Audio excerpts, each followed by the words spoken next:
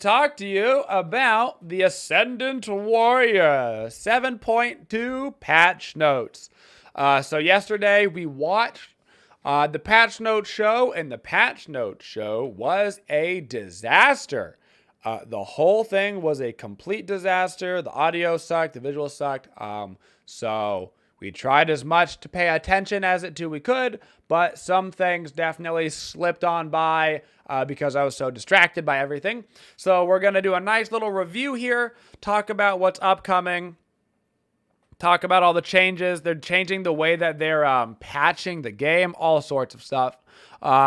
Most of it, though, most of the content of the patch was good. And so without further ado, the big part of this upcoming patch is the fact that it will be the Mulan patch. She will be released to the game. Mulan is a warrior that will be coming to Smite. I have not seen her official numbers yet, so that's going to be exciting. Mulan utilizes a sword, spear, and bow with her abilities and can gain skill towards them by damaging enemy gods. Her expertise in each weapon provides different bonuses. She also gains a buff every 10 seconds that reduces the cooldown of the non-ultimate ability used by 2 seconds. So basically, as you use your abilities and do damage, you rank them up, much like in the way that if you use a sword and shield in Skyrim, you rank up your sword and shield. Same concept. When she uses an ability that uses a type of weapon, she ranks up that ability, and they become better. So her first ability is Cross Strike. It does 75 to 155 damage, plus 30% of your physical power. And then she has 3 tiers to it, depending on how skilled you are. So that's what it does baseline, okay? And then when you're skilled, you gain an attack speed increase after using the ability, 25%. When you're an adept, it adds a 3rd strike to the cone. So it hits 3 times instead of 2 times. And when you've mastered it, you get a permanent plus 5% attack speed bonus on you all the time. It's going to be a very strong ability. It's going to be both good wave clear and PvP. I suspect this will probably be the ability that people rank up first on her to max. But we also have her second ability, which is also liable to get ranked up, which is her spear thrust. Mulan brings forth her spear, striking in front of her, dealing damage and slowing all enemies hit. So regular, it does 120 to 260 damage, plus 35% of your physical power, with a 30% slow for 2 seconds. Once she's skilled with it, it also heals her for hitting up to 3 units. Think like tier for 15 to 75, plus 10% of your physical power. When you're adept at it, it strikes a second time, further in front of her, dealing bonus damage if she hits the same enemy. So that's going to be the damage per hit again, plus the bonus damage that you see down there on the bottom, which is 20 to 80 damage plus 15% of her physical power. And when you've mastered it, you gain a flat 5% power all the time on your character.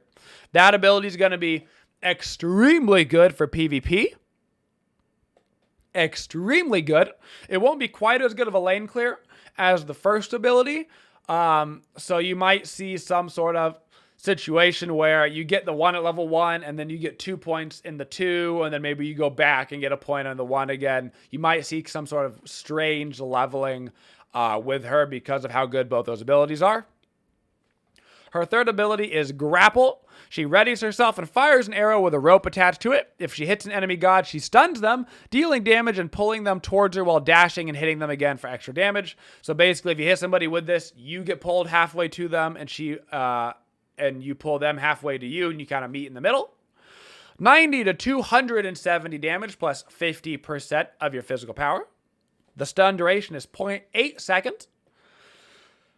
Mulan gains a protection buff after hitting the enemy if she's skilled, which is 15 to 35 depending on its rank. If you're adept, you're able to dash to walls. So you can use this ability as a getaway skill on a wall if you are high enough ranked with it. And if you get it all the way mastered, you gain 5% permanent movement speed. If you can't tell by now, Mulan is going to be a very good character. Probably played as a jungler warrior. I expect her to be very similar to Erlang Shen in that fashion. It seems that the jungle is going to be where she thrives, but she might just be so good that she also works in solo lane and support and everywhere. And finally, her ultimate, as if that wasn't enough, ladies and gentlemen, get ready for this one. Mulan brings forth her entire arsenal, dashing forward with sword slashes, dealing damage and rooting enemies for 1 second. If she hits an enemy god during the dash, of course she will. It's a huge area. It's like Jing Wei ult. Mulan uses her new divine energy to knock up enemies with her spear before firing a large projectile with her bow. Dealing damage with any part of this ability gains skill towards the weapon. So first it does the sword part, 80 to 320 damage plus 60% scaling, which roots. Then it does the spear part, 100 to 260 damage plus 40% of your physical power, which knocks you up. And then it does 150 to 350 damage plus 50% of your physical power with the arrow. All of this giant AoE damage. It's a very strong ability with a massive AoE that you could very feasibly hit an entire team with. For a total, folks, of 930 damage plus 150% scaling with a root and a knockup. Yes, it is very strong. Yes, she has a very assassin mentality about her. I'm 98% sure she is going to be a jungler, and that's Mulan, ladies and gentlemen, which we will be able to play Friday morning on the PTS is when we will be able to play her. That's when the PTS is supposed to go live. So, now that that's all out of the way, move into the skin section. Jade Dragon Sett, cool beans. Iron Conqueror Hera, the skin's actually really cool. Infinite Duality Agni, that's a pretty cool skin. Dunk Father Odin is finally in-game, and the way that you get this skin is by watching streams, so we'll talk more about that later. Mulan Purple recolor, Mulan Mastery skin, Hydro Machina Poseidon, which is actually a skin that I don't like. It's aesthetic, it's cool for those that haven't seen it yet. He rides this giant beast instead of a wave, and it's basically like the size of Khepri, and it looks like they made his hitbox like 3 times bigger, which they didn't do because that would be a massive nerf, which means in actuality, it looks like Poseidon should have a massive hitbox, and you're going to have like auto attacks go through him because of how big the skin is, and I think that's just feels bad. There's no way to do it. Either his hitbox is increased and this skin is pay to lose, or he just looks way bigger than his hitbox is, and you're going to look like your abilities are hitting, and you're not because of how big it is. Either way, it feels bad, man. I don't like it for that reason. So, moving further, we got some bug fixes. Let's read through these. I haven't seen these. Who cares about a chest bug? Fixed an issue where percent healing and percent HP missing healing was not being affected by increased healing effects. For clarity, the intended effects of healing interactions are: healing increases should increase all ability-based healing, not increase any type of lifesteal, not increase HP 5. Healing reduction should decrease all ability-based healing, decrease lifesteal, and not decrease HP 5. Okay.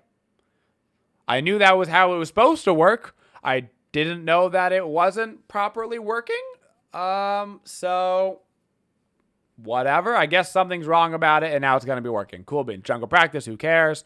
Conquest. Titan Crystal now blocks all projectiles if they're a normal wall. Jungle Shrine. Colliding with it, who cares? The Totem is intended to stay on the Conquest map until a team takes it. Once it has been successfully taken, after 15 minutes, it will not respawn. Okay, we know that. That's not a bug fix. That's just how the game works. User interface. Who cares? Okay. Into some more bug fixes. Kali fixed an issue where she could lose all controller functionality. That seems like a pretty big bug. Fixed issues with her ultimate target selection for Morrigan. Achievement could jump while finishing ability. Who cares? Honey now has the 4-second duration properly listed. Okay, that was a text error. Blah, blah, blah, blah, blah, blah, blah, blah. Spear of the Magus now procs off passive abilities that allow item triggers. Tyrannical Plate Helm. This is a big one. No longer buffs or triggers on god pets. So if you really want to, if you're into it right now, Tyrannical Plate Helm makes Vulcan turret better, Argus, whatever. It makes all of them better, which honestly is probably the only thing making Tyrannical Plate Helm a feasible item. So once that is taken away, it probably won't be bought that much anymore. Bada bing, bada boom. Cool beans, cool beans. Skins. Oh boy. This recent ranked now has its own unique voice pack. Cool. Bug fixes for skins. Don't care, don't care, don't care. Let's get into the actual interesting stuff. Here we go. New eSports and live streams hub. This is interesting. This update includes a huge feature for Smite's eSports. The eSports and live streams hub adds a new area to the game client where players can earn points by watching Smite and spending them on brand new skins. This area should greatly benefit players both new and old. Hopefully it encourages many new players to check out Smite eSports, and its reward system will provide yet another way for dedicated Smite players to earn great skins. This is something that players have been asking for, and we're excited to deliver it. We have, in fact, been asking for this for a long time. So, this page can be accessed from the home screen of the Smite client. You have to make sure that your Twitch and or Mixer accounts are connected to your high-res Smite account. Viewers can earn points by viewing the Smite official stream with a linked account, predicting the winner of upcoming SPL matches, purchasing the Battle Pass, and all unspent Mixer points will be converted to viewer points at a 1-to-1 rate at the time the update launches. You can unlock an exclusive skin and earn bonus points with the Viewer Pass and Viewer Pass Plus. So there's a Viewer Pass that comes along with this. I think the Viewer Pass thing is really cheesy. But anyway, you gain 50 additional viewer points for every 12 minutes of stream viewing. So you get 2 times that with the Viewer Pass. You can gain a maximum of 7,000 points per week or 14,000 if you have the Viewer Pass. That's just another way for high-res to make money. I think it's kind of cheesy to monetize the viewing of it. But whatever. It is what it is. The skin, by the way, is that Dunkfather skin. So you get the Dunkfather skin from watching streams. That's how you get it. So you can't just go buy the Dunkfather. You have to watch streams using the Smite system in order to acquire that skin. All right. Voting, they brought back voting onto SPL games. So you may vote for games being played up to the next 2 weeks, up to 2 hours before they are played. You can change your vote on any game up to 2 hours before the pre-game time when the vote becomes locked in. SPL games will be played on Fridays, Saturdays, and Sundays at 3 p.m. Eastern, starting March 14th. In-game voting results will be updated and points will be distributed on the following Monday. You will receive 1,000 viewer points for winning teams that match your predictions or 2,000 with the Viewer Pass. Players may purchase a rotating series of 3 skins for 75,000 viewer points each. These will update each patch starting in 7.4. We don't know what those skins are. It's just going to be a random rotation of skins that you'll be able to buy. Exclusive new skins, including Dunkfather Odin, will be available for 200,000 points each. 2 more skins they will be adding throughout the year to be purchased for viewer points. 1 more skin will be added later this year that will be awarded upon reaching a certain point total ever gained. You won't need to spend points to earn it. So basically, every patch, there's going to be 3 rotating skins you can buy with viewer points for watching Smite. There's 1 unique skin right now, which is Dunkfather Odin. They'll be adding 2 more unique skins that you can only buy with the viewer points on top of that Dunkfather Odin. And there will be a 4th unique skin that you can only get by having earned a certain amount of viewer points throughout the year. So 4 total unique skins that you can only get from watching Smite, plus all the other skins that you'll be able to buy that we just don't know what they are because they're going to be just old skins that they factor through. Anything else important with that? No, nothing else important with that. So lots of skins, it seems, that you're going to be able to get throughout the year by just watching stream. They haven't clarified. They call it the eSports and live streams hub. So they haven't clarified whether it's just going to be Smite, like Smite game, you know, Twitch channel kind of thing, or if they're going to have like a page with all Smite streamers on it and that you'll be able to watch anybody. It seems very oriented at the esports scene and watching esports, but also if you were to just watch the esports things, there's no way you would ever be able to get enough viewer points to buy the skins, which makes me think that there's probably going to be this live streams hub that you also get points from. But that's just kind of me thinking about it, because if it's just like the dedicated esports broadcasts, I don't feel like you'll ever be able to earn enough points. So we'll see how it goes. Play it by ear. Okay, so this whole section talks about bonus balance. Bonus balance is how they're doing the patches this year. So they're completely redoing the patch schedule. So normally you would have patch notes, and then 13 days later you would have a patch. So 2 weeks. They're not using that schedule anymore. Now it is going to be patch notes and then 3 weeks until the patch. So you'll get basically patch notes at the start of a month. You'll get the patch at the end of the month is how the new schedule is going to work. Because there's such a long time between the patch notes and the patch, they're doing what they call a bonus balance, which is 1 week after patch notes, there will be a small balance patch that is like unrelated to the patch that will be happening 2 weeks after that. So for this month's bonus balance, it is on like the 13th. It's basically a week from now. It will be nerfing all of the best characters in the game. So Heim, Thor, Yamoja, etc. They'll be nerfing all that. And then the rest of the patch with Mulan and everything will come on February 25th. That's basically what this is explaining. So this is so it's February 11th that's going to be the bonus balance. So this is the bonus balance section. So this comes out on February 11th. And then after we finish the bonus balance, everything will be coming out in the actual patch, which is estimated for February 25th. So on February 11th, you can expect Toxic Blade to be 100 gold cheaper, as well as Witchblade, because they were 100 gold too expensive because of some sort of bug. There you go. The bug being they typed in the wrong number for how much they cost, apparently. Nerfs. Bastet receiving a nerf. They are decreasing her physical power scaling on Pounce from 100% to 90%. She is still going to be very strong, but at least it's something. Cool.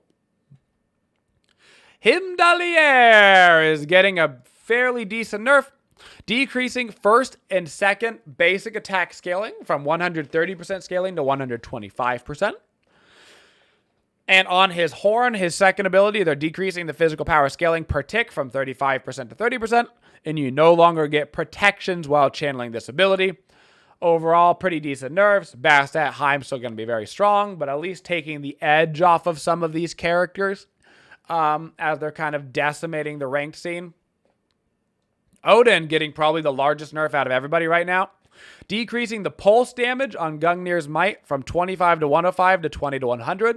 So that's 15 damage at each level because it pulses 3 times. And decreasing the throw damage from 80 to 280 to 60 to 260. So that means that level 1 that now has, 20 plus 15, 35 damage taken off the level 1 of that ability will balance it out spectacularly. And they're also taking damage off his Ring of Spears. Instead of 140 to 420, it'll be 120 to 420 damage off of each rank. These changes should put Odin in a much, much better spot, particularly the changes to his 3.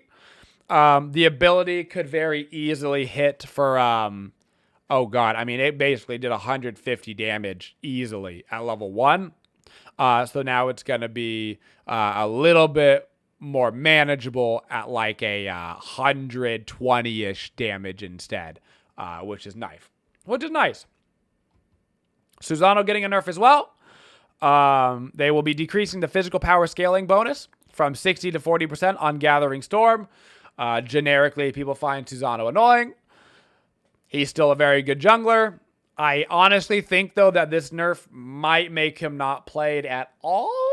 So I'm going to keep my eyes on Susano and how many of them that I see. I think this might be a pretty heavy nerf to him. So we're going to have to keep an impact on that. Somebody who needed this nerf forever ago, Thor. Berserker's Barrage. Increased the cooldown from 8 seconds to 10 seconds. Fantastic. Decrease the physical power scaling on the first 2 hits from 40% per hit to 35% per hit. And decrease the physical power scaling on the final hit from 60% to 50%. All great changes. Thank the Lord. Thor is still going to be very strong because his hammer absolutely crushes folks. But at least Thor's 3 finally got hit. Maybe one day they'll finally hit the hammer and he will be balanced. But at least we got something on Thor. Still watch out for him in your ranked games. Maybe this takes him off of the ban list, but it wouldn't take him off of the very tippity top pick list. Woojer getting nerfs as well. Decreasing the inner magical power scaling from 55% to 45% on Moonstrike. Decreasing the outer area's magical power scaling from 20% to 15%, and decreasing the stun duration from 1 to 1.4 to 1 at all ranks. Trying to nerf the full damage Umoja specs, running mage Umoja mid, which we may have done, 1 or 2,000 times because it's stupidly strong. Finally nerfing that, and decreasing the shield on Mending Waters from 40 to 200 to 40 to 160. Also a great nerf for her supportiness late game. Her shield is uncounterable. There really aren't counters to shields in Smite. In fact, the only counter to shield in Smite is Umoja's 2. So, kind of, a end-all, be-all situation right there. Should put Umoja in a way better spot. She'll still be very strong. Probably still a top ban, but at least it won't be like an automatic L if you don't have Umoja on your team right now, which it basically is in the current situation. So that's good. So that is the changes in the bonus balance patch going live on February 11th. The rest of this patch is going to be the actual patch, which is going live on February 25th. Everything we talked about, bonus balance. Now, actual balance. So as far as Conquest goes, they are decreasing the backdoor protections on Phoenixes. The increased Fire Giant effect on backdoor protections from 50 to 75%. This means you get a 12.5% reduced damage to structures with no minions in the area. Previously, it was 25% while having the enhanced Fire Giant buff. So basically, Phoenixes are going to be a lot easier to push now, which is very nice. When you have a Kukulkan sitting there throwing down Tornado and the minions instantly die, so there's backdoor protections. Well, now it's going to be 12.5% reduced damage instead of 25% reduced damage to the Phoenix. So Phoenixes should die way faster. So if you have a lead pushing a Phoenix, hopefully there's less wipes right now. For those that have been playing the game, you know that pushing Phoenixes, even with a giant lead, can be danger Will Robinson. So hopefully a little bit quicker on that. And the Alpha Harpy, they're increasing the base XP from 40 to 50. If you're over in the duo lane right now, you pretty much know that the Alpha Harpy is the last thing on your to-do list because it basically, why would you ever kill it? So 50 base XP, keep in mind that's base XP, which means as it increases throughout the game, it's also going to be increasing based off of the increased base XP, so it's just more throughout the whole game. The whole game.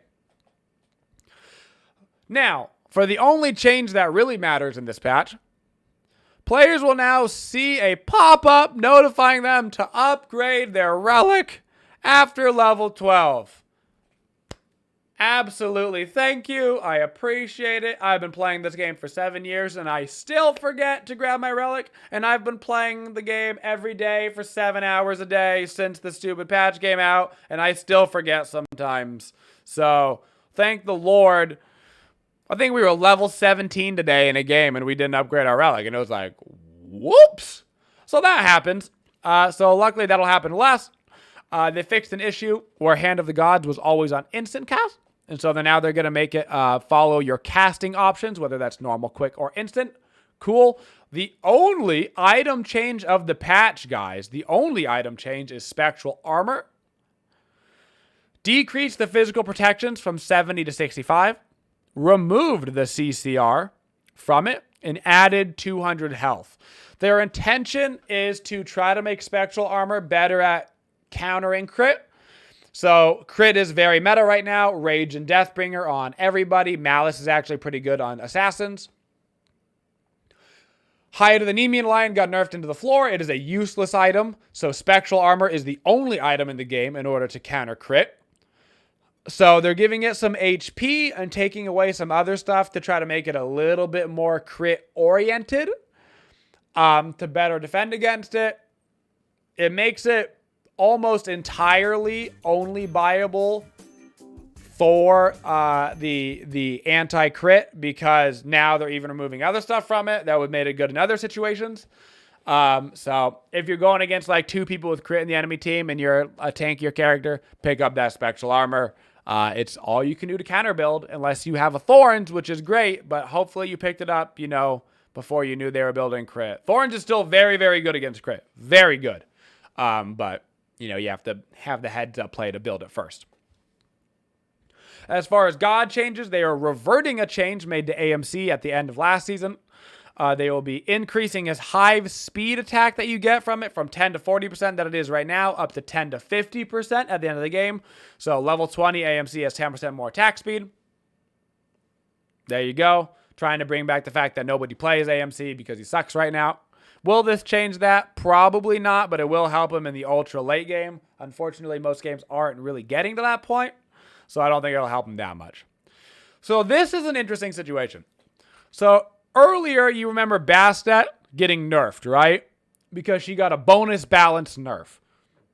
But in the actual patch, they're changing Ensnaring Claw.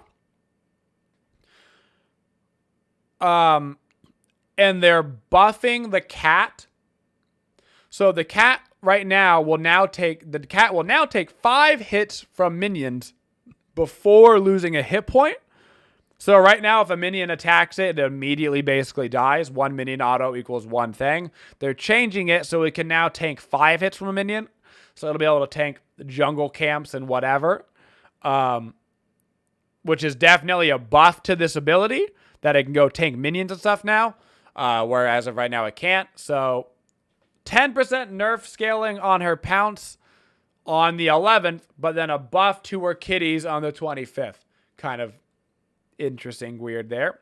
So yes, it can now take 10 hits from minions in total because it has 2 HP bars or circles, whatever you want to call them. Camazotz is getting a nerf. As you know, Camazotz is very good right now. They're decreasing his passive buff from 8 to 6% physical lifesteal and healing, and they're reducing the buff per stack on vampire bats from 4 to 3%. Generically, trying to make Camazotz heal less. Lifesteal healing is very popular right now in Smite. For those that have seen our mage build, you know about the lifesteal. So they're just trying to take a little hit at built-in sustain on characters. Camazotz widely considered one of the best solo laners in the game right now because of how good his sustain is. So really targeting them. Kukulkan getting a big nerf. One of the best mid laners in the game. Decreasing his whirlwind damage per tick from 9 to 45 to 8 to 40. He'll still be fine. Zephyr, this is probably actually a bigger nerf. Zephyr decreasing the slow from 30 to 50% to 20 to 40%. Zephyr really lets you set up your whirlwind and your ultimate.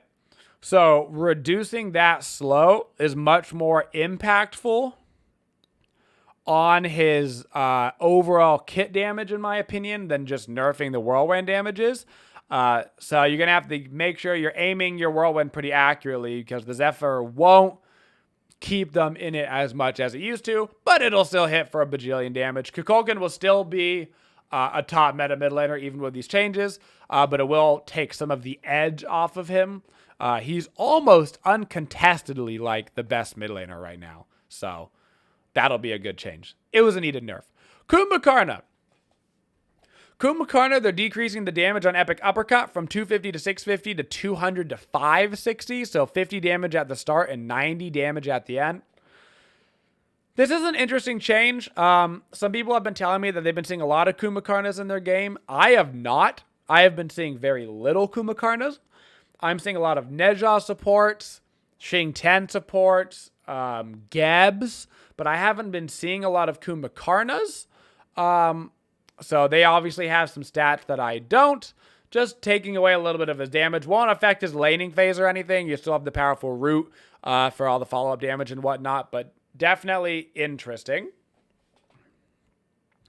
Naza getting a much-needed nerf. A very, very popular support and jungler right now in ranked.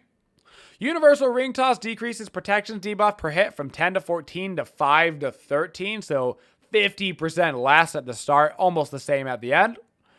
And Windfire Wheels, his ultimate, decreased damage per hit from 30 to 110 to 20 to 80, so a massive nerf there on the damage. But increase the scaling from 30 to 35%.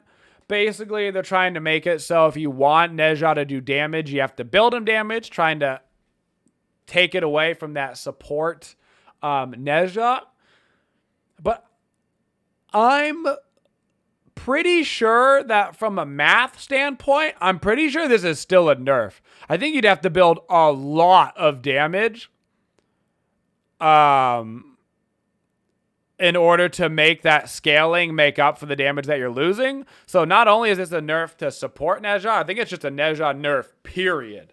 At least for most of the game until you have a disgusting amount of power in order to make up for those minus damage on those hits. It's a pretty large nerf. Fairly large. Nike decreasing her Valiant Leap cooldown from 18 seconds to 16 seconds. 18 seconds is a really long cooldown in Smite, especially for a getaway skill / initiation skill for a warrior. I don't know why it was ever 18 seconds to begin with. That's just too long of a cooldown in Smite. Nothing should really be longer than like 15, 16 seconds. So, good for her. Rison receiving a small but fairly significant change to his kit. Percussive Storm, this is his one. This is his lane clear. Increased damage from 25 to 85 to 30 to 90 per shot. So this triggers 3 times, meaning it is a 15 damage increase at level 1. I haven't done any testing with it, but if this lets him clear the minions like 1 auto attack sooner, that's a really big, 4 times because it's 1 and then 1 and then 2. Yes. So that's actually a 20 damage increase on his level 1 damage, which very well might mean that he can clear the wave 1 auto attack sooner. And if he can get through that early game, clearing faster, Rison is actually a pretty good late game mage right now. The problem is his early game is atrocious that you can't get to that portion of the game. So if he can actually clear the wave, Rison might be good again. Like I said, I don't know exactly how much that 20 damage is going to swing him, but it could be significant depending on where exactly that falls into the minion's HP. Sett is getting a buff, which is always a dangerous game. He's not super popular right now in the jungle, so I get why he's getting buffed. They're increasing his basic attack power from 37 to 39. And they're increasing the damage on Skewer from 70 to 250 to from 70 to 230 to 70 to 250. So 5 per rank after the first level. I don't think it's gonna change where Sett is right now. He just doesn't. His kit just doesn't flow well into the current meta builds. You're basically building like a Mercury, Circuit, Kali, crit jungle, or you're going in super in your face, like hybrid, Thor type character. And he doesn't really fit into those perfectly. But it could help him in a little bit of a hybrid build situation, a Sett with a void shield, that kind of stuff. So we'll see. Okay. So Vimana is getting, so far the patch, right? So far, most of it, pretty good, right? The bonus balance patch, great targeting characters. For the most part, this patch, even if it's not something great, it's not like gonna swing anything horribly. This Vimana change, however, is our winner. of the Mulan 7.2 patch of unnecessary changes. It wins. So congratulations to Vimana. Vimana's getting a change to his ultimate. And by a change, I mean a big fat buff. Increased his shield that he gets from his ultimate from 0.6% of maximum health to 1% of maximum health to tick. So he will simply have a bigger shield on him. Shields, of course, as we mentioned in Smite, are not counterable. The only thing that counters shields in Smite is Yamoja's 2. Nothing else does. So an increase of 0.4% uncounterable to his shield. And successful attacks on enemies while in Vimana ult now provide a 5% movement speed buff for 3 seconds. This effect stacks up to 3 times for a bonus of 15% movement speed in Vimana Ultimate.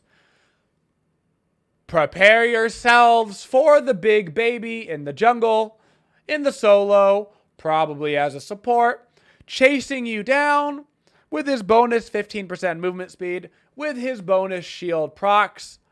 Might not even need a hasten at this point. Might be able to get away with an Atalantis on Vimana. Who knows? You got a baby running at you. You can't block him with walls. You can't kill him. You can't CC him. You just pray and die. It's such an unnecessary change. He's going to be in every game. He's in every game. So get ready for the Vimana picks, ladies and gentlemen. Xbalanque getting my favorite change, actually, of the patch, which is branching bolas. Increases damage on bolas that branch off the initial hit from 30% to 40% of initial damage. So buffing Xbalanque's lane clear. With that, you'll now have an additional, so when you throw the bola, you hit the target that you hit for your max damage, and then 2 people behind it get hit by 30%. Now it's going to be 40%, and decreasing the cooldown of his ultimate from 110 seconds to 90 seconds. They took the stun off the ulti a while ago. They never reduced the cooldown, so now you can actually utilize the ultimate for the one thing that it's good for, which is making people blind in team fights. Very, very needed changes to Xbalanque. And honestly, between the increased lane clear and the increased buff to the ulti, making it up more for team fights, this could bring Xbalanque right back into the meta, which is great because Xbalanque is a fun character to play. He's scary to play against. I like when Xbalanque is, able to be played. So this could very, very well bring Xbalanque back into the meta. And that's the end of the patch, ladies and gentlemen. So that is the patch that is coming out on February 25th. The big things of note is Vimana, very good. Xbalanque back in the game. Mulan is coming out. And the new Twitch viewership system for SPL are basically the 4 major things in this patch. And all of those 4 things are coming on the February 25th patch. None of those are coming in the bonus balance section on February 11th. The February 11th section is specifically just the nerfs to the strongest characters in the game right now: Yamoja, Odin, Thor, etc. And that is the patch, guys. So there will be a little bit of a shifting with this patch in terms of the metas, but nothing groundbreaking other than potentially how strong Mulan really ends up being in a game scenario.